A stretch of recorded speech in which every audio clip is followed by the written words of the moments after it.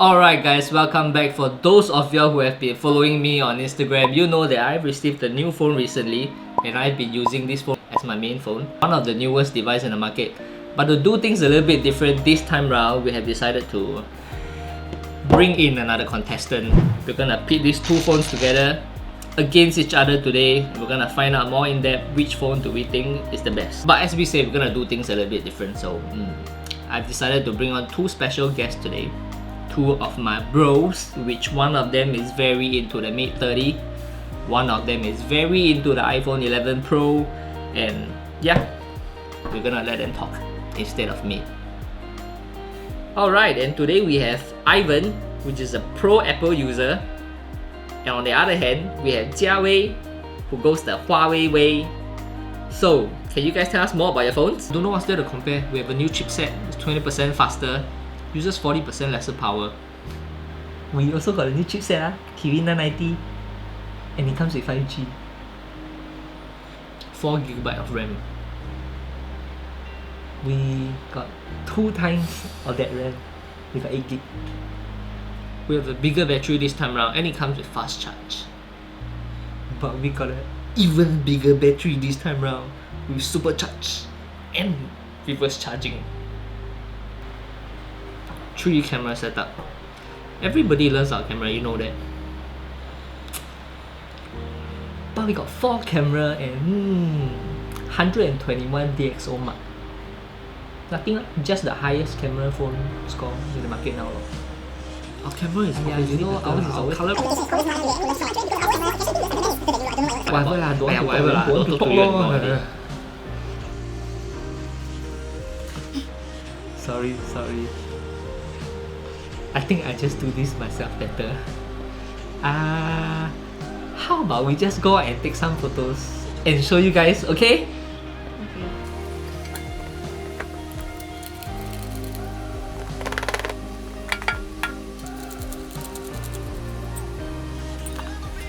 Alright guys, we're at Gardens by the Bay now. You can see that I have my rig with me. We're going to do the camera comparison here for the Mate 30 and the iPhone 11 Pro. So how this is gonna be done is they are both gonna maintain on this rig. I'm gonna take the photos simultaneously, one after another, to prevent any changes in lighting condition and any other funny conditions. And for the videos wise, they are either gonna be on a tripod or I'm gonna handhold this and I'm gonna walk around and take some videos. For nighttime video recording and picture, I'm gonna come back later at night and do some photos again. So yeah, wish me luck.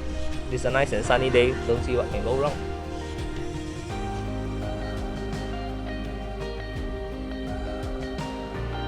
Okay, first up we're going to look at the daytime photo. No zoom, no ultra wide. I feel that the iPhone photo has a better replication of color, it's more true to life. For the Huawei one, it's a bit more punchier. The AI actually boosts up the colors in the photos. So for those people who like more saturated and punchier kind of vibes to your photo, more dramatic, you would prefer the Huawei one. For those people who are actually more into the color replication, probably you will prefer the 11 Pro. Okay, next up we're going to look at the daytime ultra wide. This is actually the first time that the iPhone has added in an ultra wide lens. Honestly, the iPhone has a wider range of view in the camera, so your photos get to see more. It looks more dramatic. The Mate 30 Pro actually chose to add in a cine camera. The quality is better when you zoom in, but you gotta sacrifice a little bit on the range. So yeah, you gotta pick, you want a wider photo or you want a better quality photo. Okay, next, this is the 2 times optical zoom.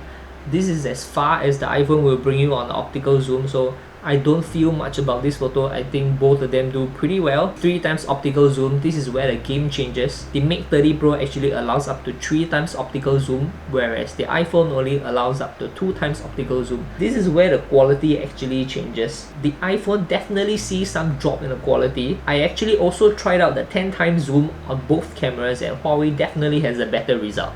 Okay, portrait mode. Traditionally, iPhone has always been winning in this area. The iPhone colors are warmer. The Mate 30 has brought portraits up a notch as the depth sensing camera actually can differentiate the bokeh in the background, so the stuff that are further back has a meltier bokeh. The Mate 30 Pro also allows a 3 times zoom for the portrait mode, so yeah, you get more options in your shooting. It looks more cinematic, so I actually think the Mate 30 has pretty big improvements on this. Alright, now for the closer photos, the macro.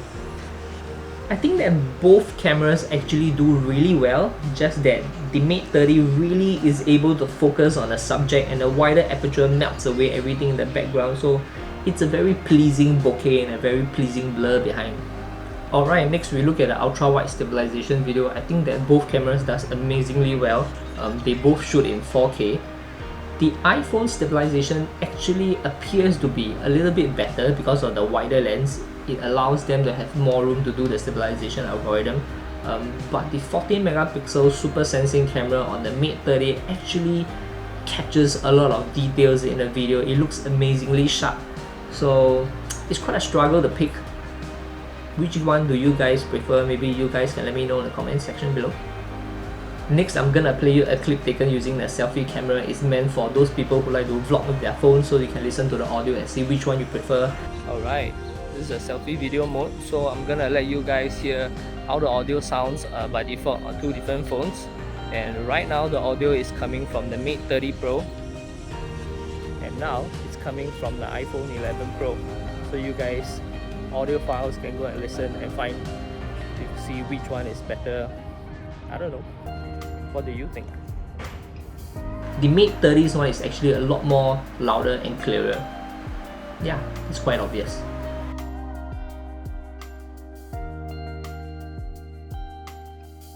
Okay, here comes the exciting part, low light photos. It is also the very first time that the iPhone have introduced low light capabilities into their phone, and the Mate 30 have introduced the Cine camera and a super sensing camera to improve on their low light. The Mate 20 Pro and P20 Pro have already impressed the world with their low light capabilities, and this time the Mate 30 still clearly stands out. The iPhone struggles with the yellow tint and has lesser details captured. The Mate 30 does very well and produces super impressive nighttime photos. This is exactly why Huawei decided to sacrifice a little bit on the wide lens. The Mate 30 Pro Cine and super sensing camera produces amazing pictures consistently with the wide lens. The iPhone's wide lens low light photo is very noisy and it doesn't capture much. It's struggling. There are also several other functions in the Mate 30 Pro that you cannot find in an iPhone.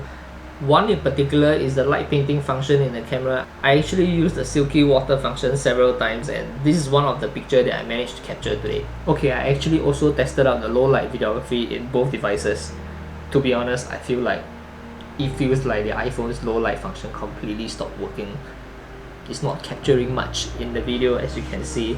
Well, I shot at a pretty dark place, but yeah, at least you can see that the Mate 30 Pro's footage is good. Right now, let's take a look at the slow motion footages taken by both cameras. I think the iPhone has continued to deliver very good slow-mo footages, whereas the Mate 30 Pro has improved a lot compared to the Mate 20 Pro.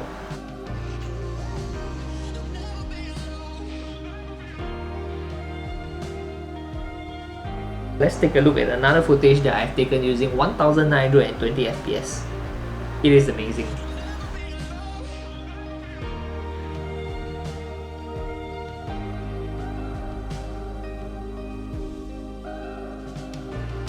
Okay, for the iPhone 11 Pro, if you are somebody like Ivan, Apple has always been one to sit and observe. They will wait for other people to launch new functions and they will pretty much polish it up and wait for a few years before they launch it. So if you want something that is, you know, pretty much out there, you can take it out of the box, you can use it to point and shoot, use it to text, everything is stable but nothing is new, then okay, you can go for the iPhone.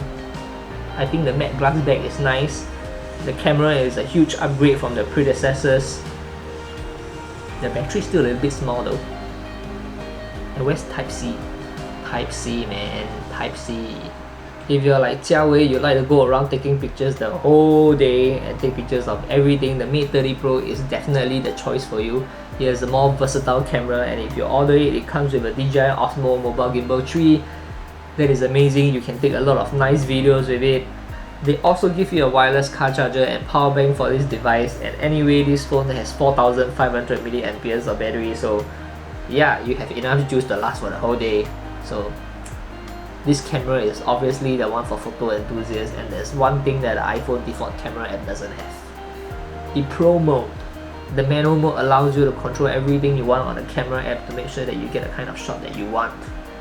And of course the price. The Mate 30 Pro is selling at $1,298, whereas the iPhone 256GB is selling at $1,889. So yeah, it's smaller, but the price tag is definitely not smaller. So that's all from me today. Let me know in the comment section what you think about both phones and what you would like to see in our next video. Remember to like this video, share this video, and subscribe to us to watch our future videos that we'll be producing really soon. We will see you next time. Probably not with the other two. Bye! That is going around taking pictures of everything.